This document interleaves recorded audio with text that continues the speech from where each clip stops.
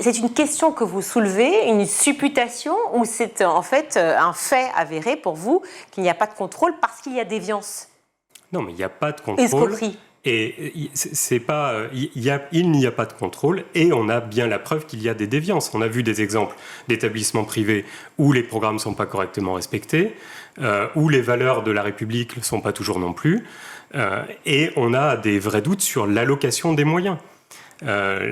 Il est très vraisemblable que l'allocation ne soit pas exactement faite de la même manière pour les établissements publics que pour les établissements privés, par exemple. Alors, elle serait faite de quelle manière, cette allocation? Par exemple, les établissements publics, on alloue des moyens en milieu d'année, quand on prépare la rentrée suivante, et autour de l'été, c'est-à-dire fin juin, fin août, on ajuste. On enlève des moyens quand les élèves présents sont moindres que ce qu'on avait anticipé. Ça, on ne l'a pas dans les établissements privés, par exemple. C'est-à-dire qu'il faut que l'établissement privé soit financé en fonction des besoins réels.